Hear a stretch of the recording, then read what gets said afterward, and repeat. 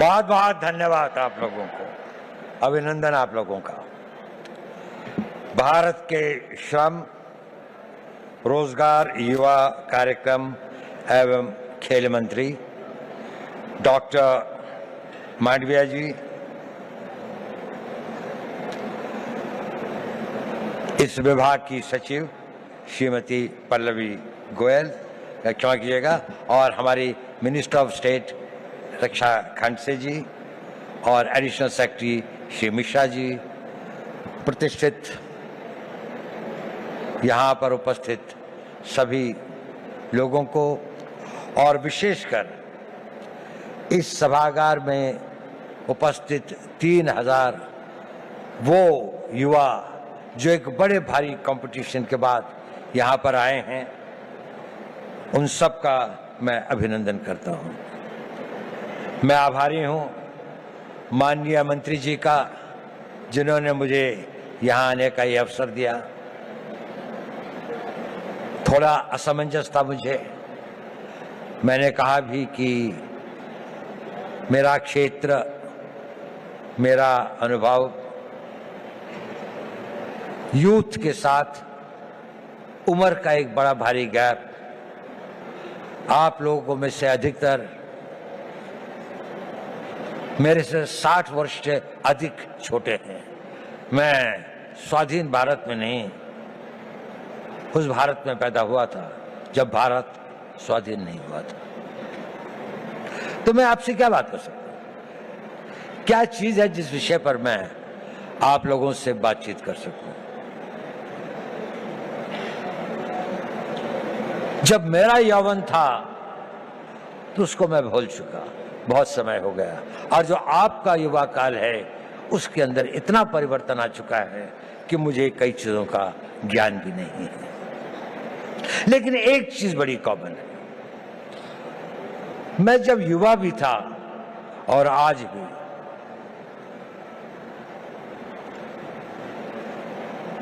एक चीज का मैंने देखा, वो हमेशा आपके साथ चलती है, आपको पता हो या ना हो,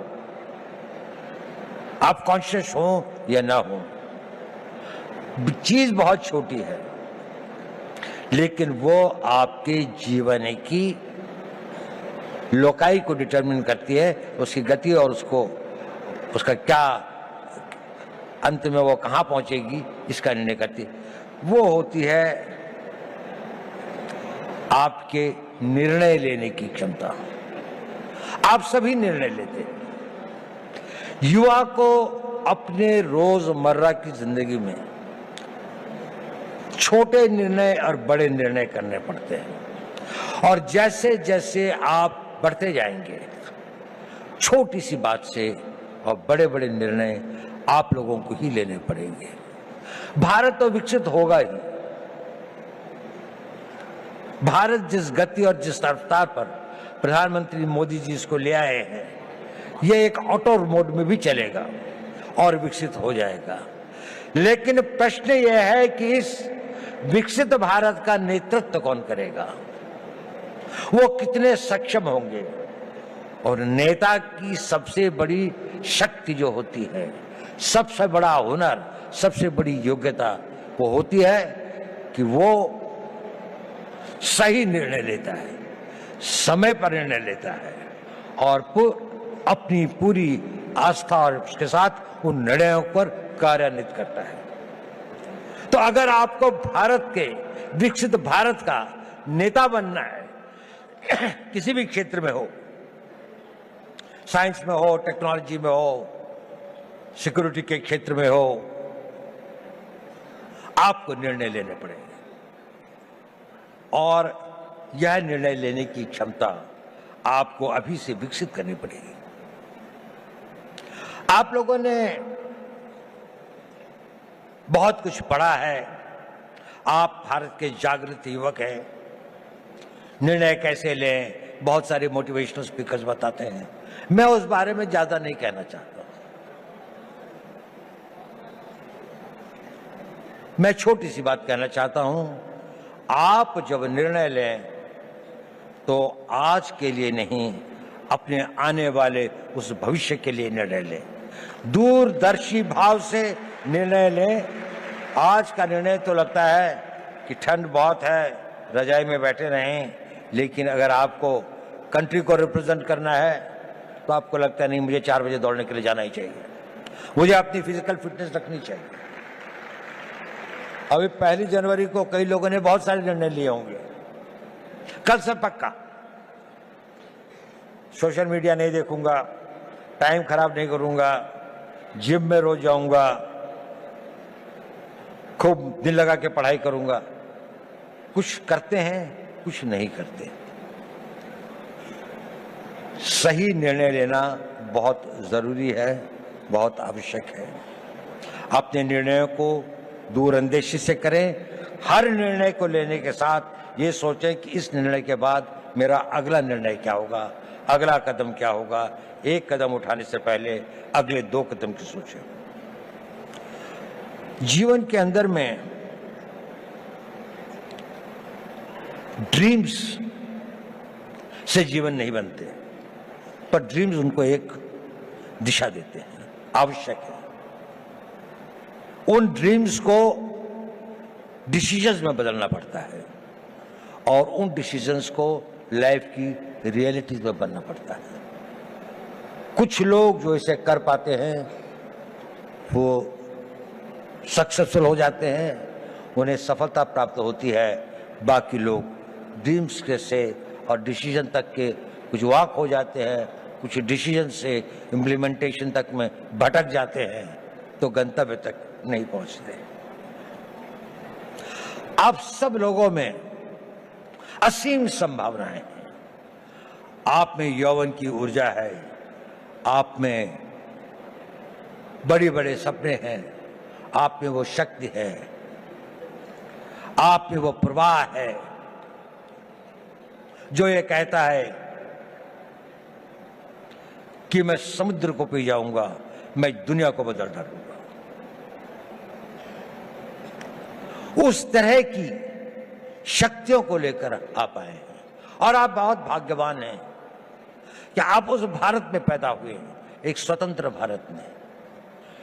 ये स्वतंत्र भारत हमेशा ऐसा नहीं था जितना स्वतंत्र आपको दिखाई देता है।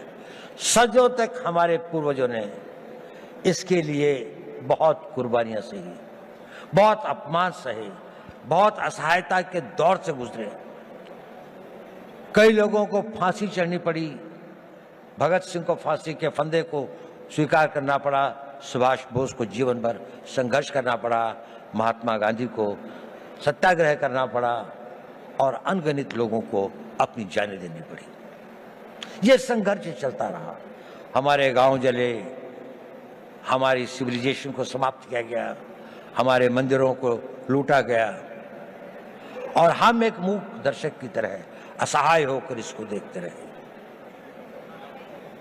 यह इतिहास हमें एक चुनौती देता है कि ये उस भारत का आज हर युवक के अंदर वो आग होनी चाहिए कि मैं, प्रतिशोध शब्द अच्छा तो नहीं है, लेकिन प्रतिशोध भी अपने में एक बड़ी भारी शक्ति होती है। हमें अपने इतिहास का प्रतिशोध लेना है। हमने इस देश को फिर वहां पहुंचाना है जहां पर हम अपने हक, अपने विचार और अपनी आस्थाओं के आधार पर एक महान भारत का निर्माण कर सकें। हमारी एक बड़ी विकसित सभ्यता थी। हमने किसी के मंदिर नहीं तोड़े, हमने कहीं जाकर लूटा नहीं, हमने किसी बाहर के लोगों के ऊपर आक्रमण नहीं किया, जबकि सारी दुनिया बहुत पिछड़ी थी। परंतु क्योंकि हम अपनी सुरक्षा और हम अपने आप को समझ नहीं पाए कि हम को क्या खतरे हैं, हम उनके प्रति उदासीन रहे, तो हमें इतिहास ने एक सबक सिखाया। क्या हमने वह सबक सीखा? क्या उस सबक को हम याद रखेंगे? अगर आने वाली पीढ़ियां उस सबक को भूल जाएंगी तो ये इस देश का सबसे बड़ा ट्रेजेडी होगी, सेंट पीटर्सबर्ग के अंदर में एक बहुत बूढ़ा रवि रहता था, यू। वहां का जो बिशप था वो दोनों बहुत दोस्त थे। तो एक दिन बिशप उसके घर पे आया तो रवि जो था करीब 80-85 साल का था, तो उसके आंखों में आंसू थे। उसने कहा, रवि क्या बात है, आज तुम उदास लग रहे हो। नहीं, उसने कहा सोच रहा था। उसने कहा क्या सोच रहे थे? उसने कहा मैं ये सोच रहा था कि जूस का क्या होगा। उसने कहा देखो पिछले 2000 सालों से तुम संघर्ष कर रहे हो, 2000 सालों से यात्राएं सह रहे हो, 2000 सालों से तुम्हारे ऊपर इतनी अधिक वो हुई प्रोग्राम थे दुनिया में, क्या तुम्हें इस बात का रोना आ रहा है? उसने कहा नहीं, मुझे इस बात का रोना नहीं आ रहा। मेरे विचार में यह ख्याल आया कि इन हजारों सालों तक संघर्ष की जिस परंपरा से जिस आग को जिंदा रखा है, कहीं आने वाली पीढ़ियां इसको भूल तो नहीं जाएंगी, और भूल तो नहीं जाएंगे कि हमें अपने आप को फिर से शक्तिशाली बनाना है, अपनी रक्षा करनी है। ये भाव था, ये बड़ा पावरफुल सेंटिमेंट है, और हमें अपने उस सेंटिमेंट से ही प्रेरित होना चाहिए। कई सारी ऐसी बातें होती हैं हमारे ऊपर, कई सारे इस तरह के आघात होते हैं जिससे हमें लगता है कि अगर हमारे साथ में अन्याय हुआ है, अगर हमारे साथ दुर्व्यवहार हुआ है, हमारे गांव जलाए गए, हमारी मातृशक्ति का अपमानित किया गया, तो इसका हम भी अपने आप को इतना मजबूत करेंगे, हर रूप से, आर्थिक रूप से, रक्षात्मक रूप से, टेक्नोलॉजी के रूप से, हर क्षेत्र में हमें आगे बढ़ना है। तो मैंने ये बताया कि आवश्यक है कि आप जीवन में सही निर्णय लें और निर्णय लेने की शक्ति बनाएं। मैं उस पर ज्यादा नहीं बोलूंगा क्योंकि आप लोग काफी जागरूक हैं। मैं एक दूसरी बात में कुछ कहना चाहता हूं। प्रश्न इस बात का, यह जरूरी है कि आप सही निर्णय लें, लेकिन सही निर्णय लेने के बाद भी वो निर्णय पर आदमी चल नहीं पाता। It is important that you take right decisions, but it is more important that you make your decisions right. आपने अगर निर्णय लिया तो आप उसे सही बनाएंगे, और डिसीजंस राइट बनाने में ही कठिनाई होती है, वहीं पर संघर्ष करना पड़ता है। इस अपने डिसीजंस को जो आप लेते हैं उनको राइट करने के लिए आपको खटना पड़ता है, साधना करनी पड़ती है, मिटना पड़ता है, जल तिल तिल भर के जलना पड़ता है, और लंबे समय तक चलना पड़ता है। एक दिन में सपने पूरे नहीं होते, एक किसी काम को करने से मंजिल नहीं मिलती। ये छोटे छोटे कई काम होते हैं जो आपको करने हैं। देखिए, मोटिवेशन टेम्पररी होता है, जरूरी है, लेकिन मोटिवेशन कुछ क्षण, कुछ घंटे, कुछ दिन आपके साथ रहता है। आपका डिसिप्लिन इंड्योरिंग होता है, वो आपके साथ रहता है। उस मोटिवेशन को परिवर्तित करना पड़ता है, अपनी लाइफस्टाइल में परिवर्तित करके उसको डिसिप्लिन बनाने में। जब आपके जीवन का वो भाग हो जाता है तो कुछ दिनों में वो आपका आदत हो जाती है, और फिर वो परमानेंट हो जाता है। आप सोचते हैं कि मुझे सवेरे 3:30 बजे या 4 बजे उठना चाहिए। पहली बार शायद आप किसी बात से मोटिवेट हुए होंगे कि किसी ने कहा होगा कि आप अगर सवेरे उठते हैं, आप अगर अपना फिजिकल फिटनेस ठीक रखते हैं, आप योगा करते हैं, समय लगता है उसके लिए, आप 9 बजे उठ के नहीं कर सकते। आप अपनी पढ़ाई कर सकते हैं, तो 3 दिन तो आपने किया, चौथे दिन आप भूल गए। लेकिन अगर आप में डिसिप्लिन आ जाता है तो फिर ये हो जाए, और अगर वो आपका नेचर बन जाता है तो फिर जीवन भर आप ये करते रहते। तो अपना मोटिवेशंस को अपने डिसिप्लिन में परिवर्तित करें, ये एक इंपॉर्टेंट टिप है। ये भी बहुत जरूरी है कि जब आप निर्णय लें तो इसमें जो काम करना होता है उसको पोस्टपोन करने की आदत मत डालें। अगर कोई काम करना है तो वो अभी करना है, आज ही करना है। मैं इसको आधे घंटे के लिए नहीं पोस्टपोन करूंगा। अगर आपने उसको पोस्टपोन किया तो ये भी हैबिट फॉर्मिंग होता है, यह आपकी आदत बन जाएगी और आप जीवन में अच्छे कामों को करने की इच्छा तो होगी, लेकिन आप उसे पोस्टपोन करते जाएंगे। पोस्टपोन मत करिए। दूसरी बात, कभी कभी किसी कारणों से व्यवधान हो भी जाए तो don't quit. Tenacity is a very important power. आपकी लगन, उस लगन के साथ में लगे रहें, क्विट मत करें, सरेंडर मत करें। कष्ट आएगा, रुकावटें आएंगी, तकलीफें आएंगी, ठहरना होगा तो ठहरेंगे, लेकिन ना अपनी मंजिल छोड़ेंगे, ना अपना रास्ता बदलेंगे। आगे बढ़ेंगे तो पूरे जोश के साथ बढ़ेंगे। और एक बहुत बड़ी बात है कि अपने ऊपर विश्वास मत छोड़ो। स्वामी विवेकानंद जी ने कहा था, पुराना धर्म कहता है नास्तिक वो है जो ईश्वर पर विश्वास नहीं करता।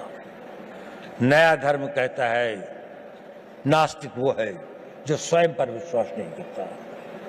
यदि आपको ईश्वर पर विश्वास है तो अपने पर विश्वास करना सीखिए। आप इसको कर सकते हैं। ये शक्ति आप में अपने आप आ जाएगी अगर आप अपने आप को ये करेंगे। मैं आपसे ये सब क्यों कह रहा हूं? इसलिए कि आप भविष्य के नेता हैं। अगर आप भविष्य के नेता हैं तो आपको डिसीजन लेने पड़ेंगे। अगर आपको डिसीजन लेने पड़ेंगे तो आपको उन डिसीजंस को कामयाब बनाने के लिए पूर्ण आस्था, पूरी कमिटमेंट, पूरी मेहनत, पूरी लगन के साथ समर्पित होना पड़ेगा।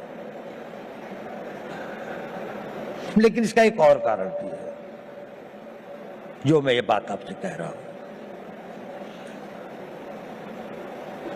ये बात सही है कि नहीं मैं नहीं कह सकता, लेकिन ये मेरे 81 साल के जीवन का अनुभव है और आप लोगों को गुमराह करने से बड़ा पाप मैं कोई नहीं कर सकता।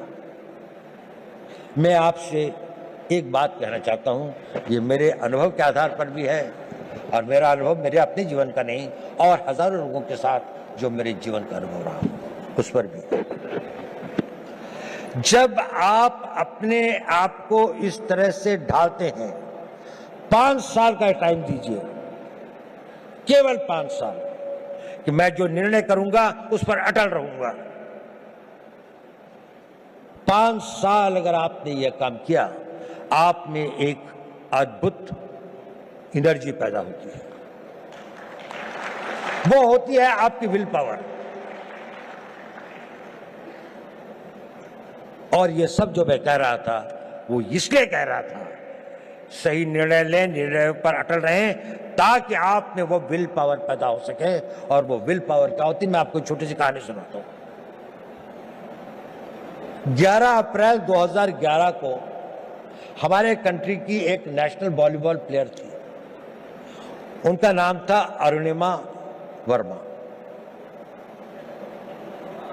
वो वॉलीबॉल के टूर्नामेंट से आई और अपनी परीक्षा देने के लिए दिल्ली से लखनऊ जा रही थी। बरेली के पास कुछ डकैतों ने उस पर हमला कर दिया और लोगों से सामान लूटने लगे। अधिकतर लोगों ने दे दिया।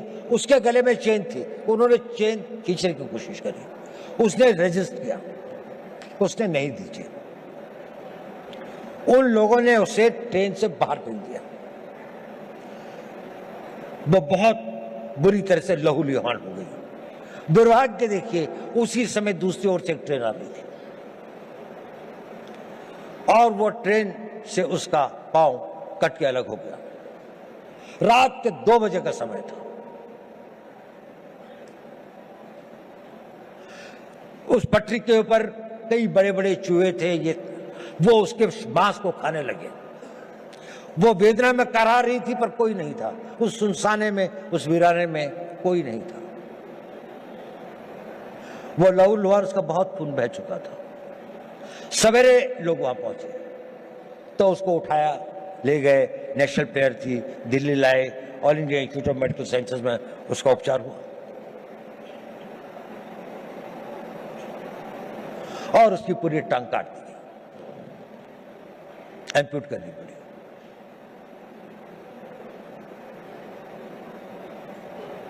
वो बिल्कुल एक विकलांग होकर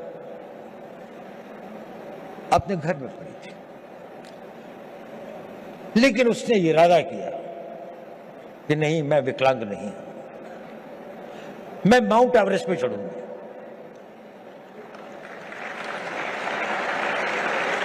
डॉक्टर्स ने कहा कि इस तरह की टांग से तो कोई चढ़ ही नहीं सकता और इसको भी स्टेबलाइज होने में तो कई साल लग जाएंगे। उसने कहा नहीं, मैं तो आज ही से प्रैक्टिस करूंगी।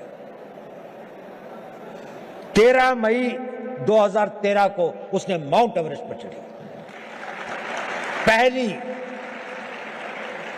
एक पांव न होने वाली महिला में, एक आर्टिफिशियल उसके साथ में, और वही नहीं, सबसे पहले चढ़ी टॉप पर। जो पूरा गैंग ग्रुप था उसके अंदर में वही बेस कैंप से सबसे पहले आती थी।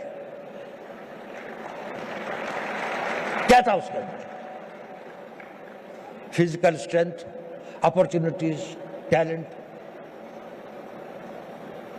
इस सबसे ज्यादा उसके अंदर वो विल पावर थी। और वो विल पावर उसके साथ में एक दिन में नहीं आई। जब उसके जीवन को लोगों ने पढ़ा, समझा, उसने बचपन से ही अपने अंदर एक ऐसी शक्ति पैदा की थी कि जो उसकी स्ट्रॉन्ग विल पावर थी। मैं चाहता हूं कि आप लोग इस 5 साल के शेड्यूल को फॉलो करें।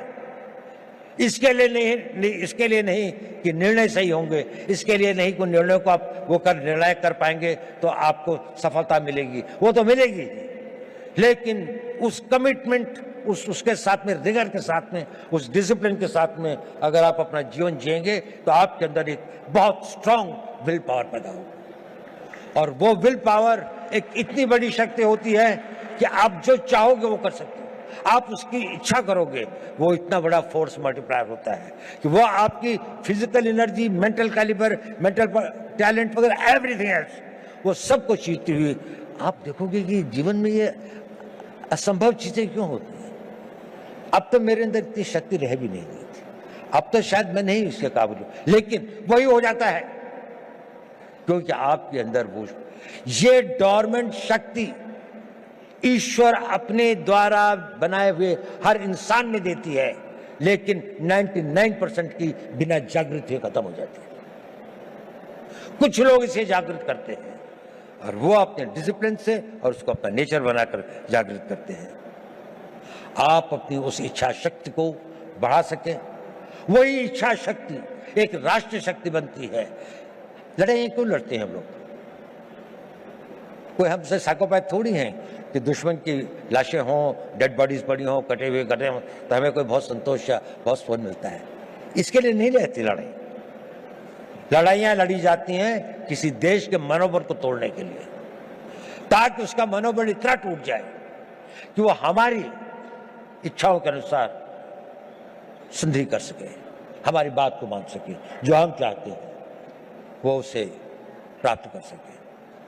जब आप लोगों में इच्छा शक्ति होगी तो राष्ट्र का मनोबल बनेगा। The will of the nation जिसे कहते हैं कि जिसके लिए लड़ाइयां लड़ी जाती हैं। आज भी आप देख लें, जितनी भी लड़ाइयां हो रही हैं, जितने भी संघर्ष हो रहे हैं, कोई ना कोई कंट्री अपनी बात को दूसरी के ऊपर में थोपना चाहता है, उसके लिए वो शक्ति का प्रयोग कर रहे हैं। अगर आप इतने शक्तिशाली हैं कि कोई इसको ना कर सके तो आप हमेशा स्वतंत्र रहेंगे। लेकिन अगर आपके पास में सब कुछ है लेकिन वो मनोबल नहीं है तो आपके अस्त्र शस्त्र सब बैठे रह जाएंगे, और उसके लिए चाहिए नेतृत्व। आज हम बहुत भाग्यशाली हैं कि देश में ऐसा नेतृत्व है, एक ऐसा नेतृत्व जिसने 10 साल में देश को कहां से कहां पहुंचाकर एक ऑटो बोर्ड में ले आए हैं। उनकी कमिटमेंट, उनकी मेहनत, उनकी टोटल डेडिकेशन हम सब के लिए एक आदर्श है। देखिए, नेपोलियन बोनापार्ट एक बड़ा भारी योद्धा था। ये आपके लिए रेलेवेंट है क्योंकि आप लोग नेता हैं कल के, आप लोगों ने नेतृत्व करना है। कोई आर्मी का जनरल बनेगा, कोई इंटेलिजेंस का चीफ बनेगा, कोई बहुत बड़ा डॉक्टर बनेगा, कोई इंजीनियर होगा, कोई बड़ा बड़ा एडमिनिस्ट्रेटर होगा, कोई बहुत अच्छा डिप्लोमेट होगा, कोई राजनीतिक नेता भी होंगे कुछ लोग। नेपोलियन एक बात कहता था, I am not afraid of 1,000 lions led by a sheep, but I am afraid of 1,000 sheep led by a lion. अगर हम 3,000 लॉयन पैदा कर दें, नेपोलियन कहता था मुझे 1,000 शेरों की फौज से डर नहीं लगता अगर उसका नेतृत्व एक भेड़ का बच्चा कर रहा हो। लेकिन अगर भेड़ों की फौज होगी, पर अगर भेड़ों की फौज का भी नेतृत्व करने वाला एक शेर होगा तो मुझे उससे बहुत डर लगता है। क्या इस भारत मंडपम में बैठे 3,000 शेर पैदा कर सकते हैं?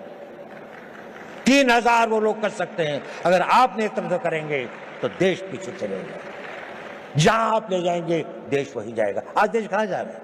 इसकी कल्पना जिसने इसकी कल्पना करी, मोदी जी ने इसकी कल्पना करी, एक संघर्ष किया, एक टीम में जो भी इतना सारा, इतनी मेहनत, इतनी लगन, इतनी कमिटमेंट, इतनी इमेजिनेशन के साथ में, इतना डिसिप्लिन है कि वो भी एक तरह से ऑटो मोड पर डिविनिटी के साथ चलते हैं।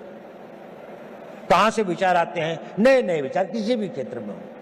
हम लोगों का तो थोड़ा स्पेशलाइज फील्ड है, उसमें भी मैं देखता हूं हमेशा उनको कोई एक नया विचार, एक नया वो आता है उस विल पावर से, उस टोटल कमिटमेंट से, उस पूरी की पूरे समर्पण से।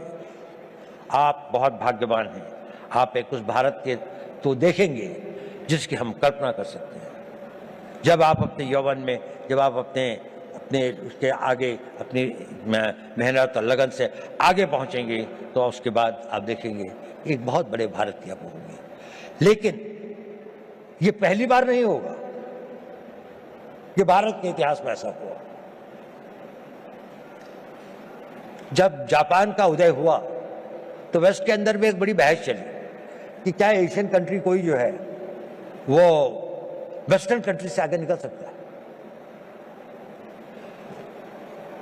तो मैलिस एंडरसन करके एक हिस्ट्री के कैम्ब्रिज यूनिवर्सिटी के अंदर में एक हेड ऑफ द डिपार्टमेंट थे, उनसे कहा गया कि एक स्टडी की जाए कि ये इकोनॉमी जो है इसका क्या इतिहास रहा। तो मैलिस ने एक किताब लिखी जिसका नाम है वर्ल्ड हिस्ट्री ऑफ इकोनॉमी, और उसने वो फर्स्ट सेंचुरी से लेके 19th सेंचुरी तक लिखी। और उसमें उसने कहा कि इसमें से 1700 साल तक अधिकतर इंडिया की, नहीं तो कभी कभी चाइना की इकोनॉमी ही वर्ल्ड की सबसे बड़ी इकोनॉमीज थी। और बड़ी ही नहीं थी कि टुगेदर इन दोनों के बीच में लगभग 55 to 60% इकोनॉमिक पावर थी, बाकी सारी दुनिया में 40%। भारत ने बहुत बड़ी बड़ी सक्सेसेस देखी हैं। हमें 150-200 साल लगते हैं। ऐसे कई बड़े कालखंड आए हैं जिसमें वो अपनी पराकाष्ठा पर था, साइंस की, टेक्नोलॉजी की, आर्थिक विकास की। लेकिन हम वहां से गिर भी सकते हैं। There is nothing permanent in life. आपको अपने हर दिन की, हर उसकी रक्षा प्रतिदिन करनी पड़ती है। ये एक परपेचुअल स्ट्रगल होता है। नेशनहुड और राष्ट्र को मजबूत रखना ये एक निरंतर संघर्ष है, जैसे कि आपका भी संघर्ष निरंतर है। ये कभी समाप्त नहीं होता। आखिरी सांस तक आपका जीवन तब तक सार्थक है जब तक आप सोचते हैं कि मेरे लिए करने के लिए कल भी कुछ है। अगर आपके पास कल कुछ नहीं है तो आपका जीना बेकार है। आप सोचते हैं और जो कल मैंने करना है वो डिसिप्लिन, आपके अंदर वो इच्छा शक्ति पैदा कर देगी, उसके लिए शक्ति भी आएगी, समय भी होगा, संयोग भी होगा और आप उसे कर भी पाएंगे और आप कामयाब हों। मेरी यही शुभकामनाएं आप लोगों को, मेरा बहुत बहुत आप भारत के भविष्य हो, के कर्णधार हो, आप लोग फले फूले मेरे